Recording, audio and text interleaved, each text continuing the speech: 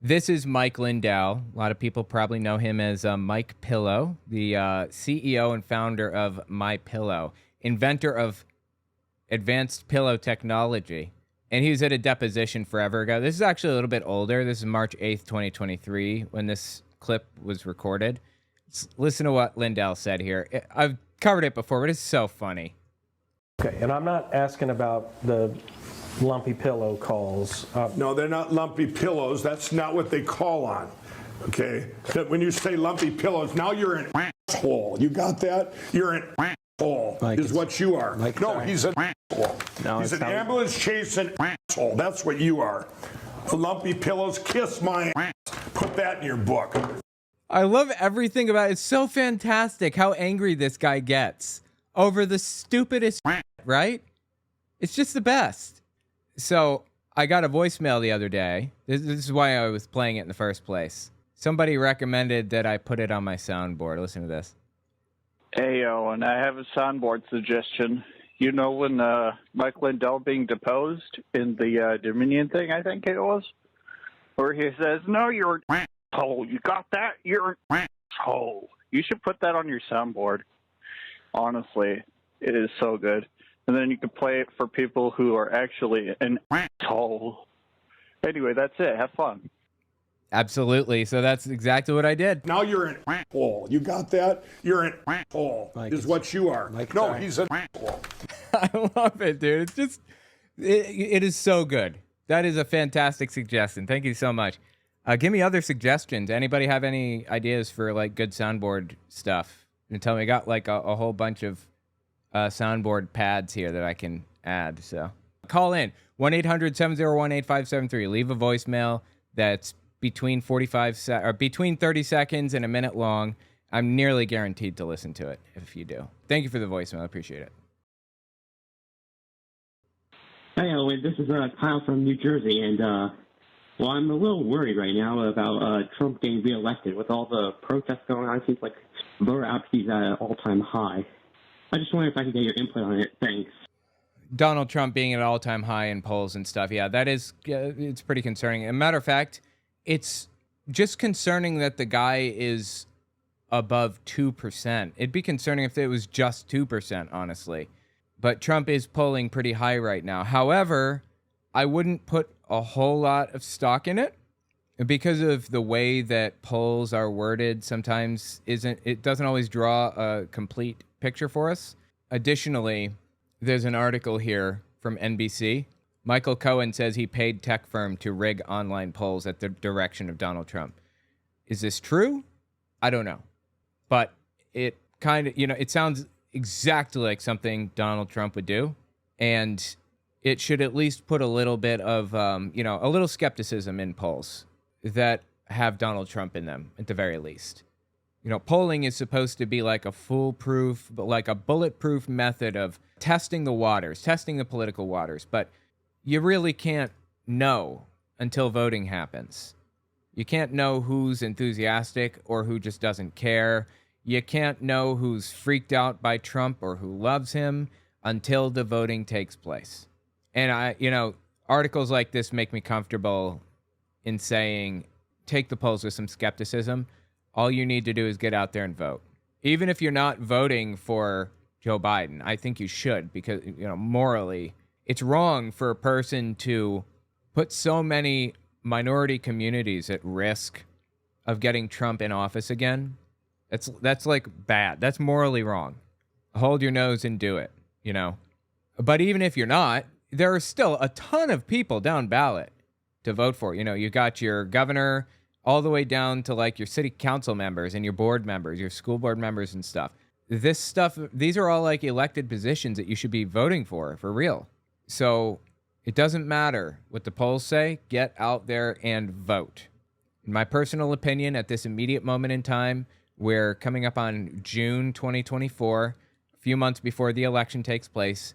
I don't think that Trump is going to win. I may live to eat those words, but I don't think it's going to happen. Just get out there and vote. Anyway, thanks for the voicemail. I appreciate that. Quick interjection, this won't take long, I promise. I'd appreciate it if you watched to the end of the video, or at least a couple extra seconds, because YouTube bases its algorithm off of watch time. The more watch time a video has, the further the video will go. Also, take a look at my website, owenmorgan.com. I'm selling my book, Understanding Jehovah's Witnesses, 400 pages, and my second book, 100 Questions for Jehovah's Witnesses, which is about 80 pages. And you can find them both there on the website. Audio form, ebook form, whatever. It's about my experiences within the religion and the history of the religion generally. The 100 questions are intended to challenge a religious leader, so I'd appreciate it if you give it a read. Okay, back to the video. Hey, Owen. My name is Austin. I'm from Colorado.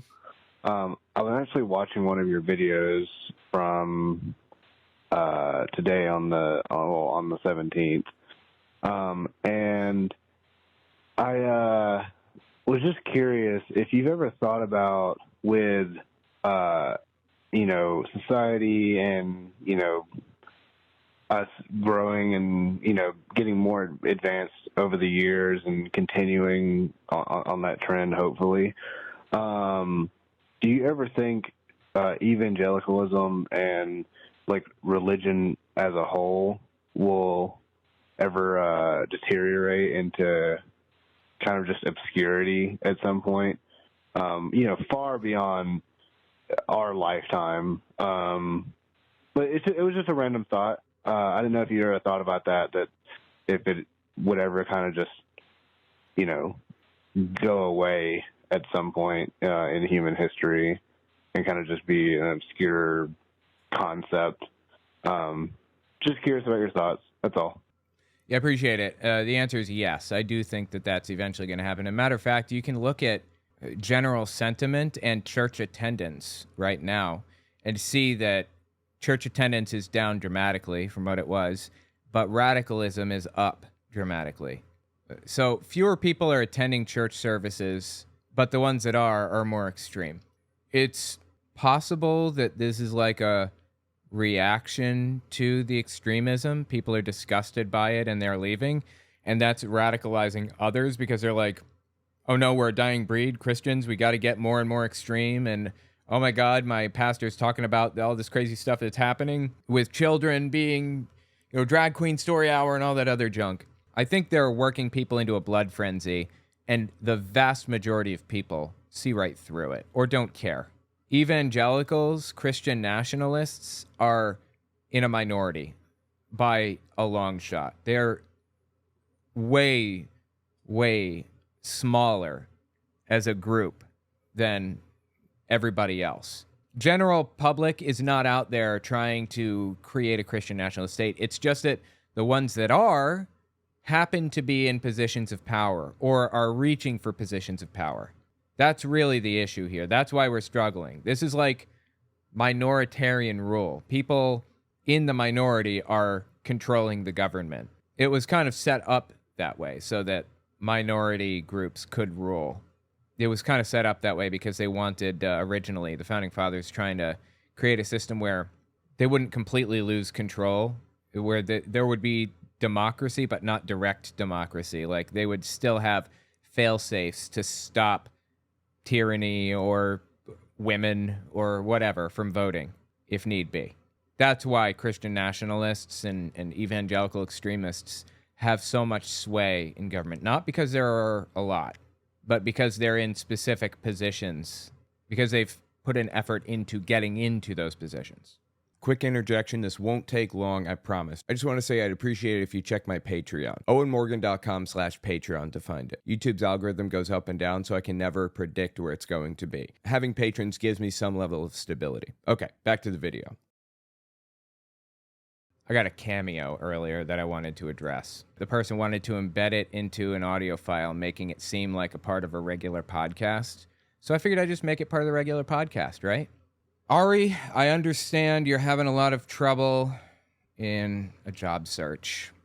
Before I got into YouTube, it was like an uphill battle trying to figure out how to bust into the software field. I mean, I felt that I had the knowledge and experience and capability to do it, but nobody would hire me because you either need a degree a 4-year degree or 4 years of experience. And I didn't have 4 years of experience.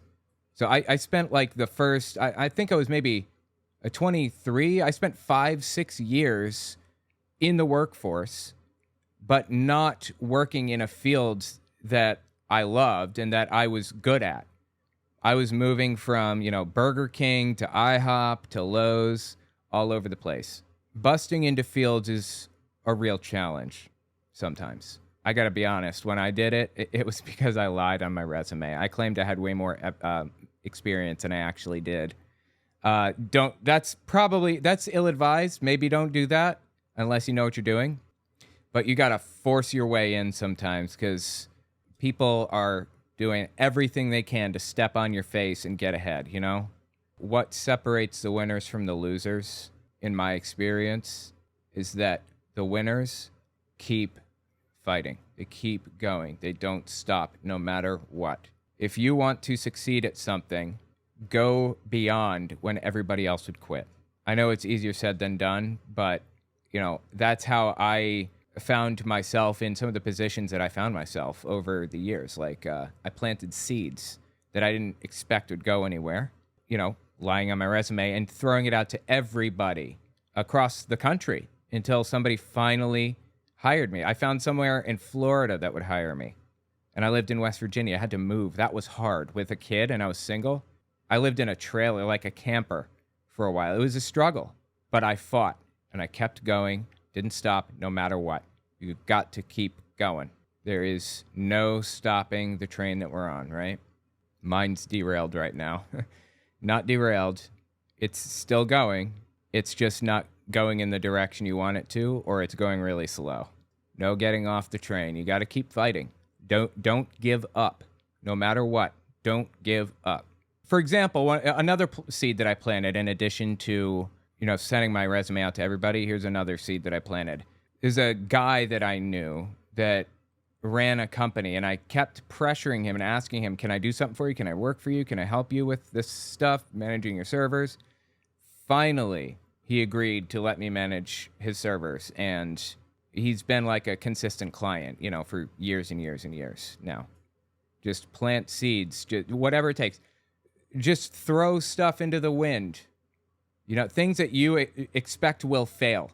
Nobody does those things because they all expect that it'll fail. So you should be the one to do it. So I hope you keep going and you have people that care about you clearly. So good luck with the job hunt and do not give up. Hey, Owen, this is Ron. I'm actually living in Japan right now, but I watch you every chance that I get. I would like to say I am a Christian, and I watch you very often, and I think you're awesome. I love how you lay everything out, and how you sort of defend Christianity while as well exposing its flaws. You are doing awesome.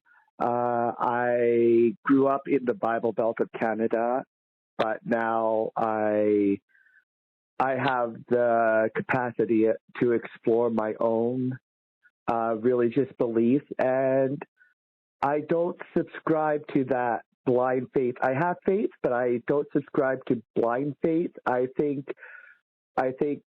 faith should be earned, just like respect. Although sometimes you need to take that leap.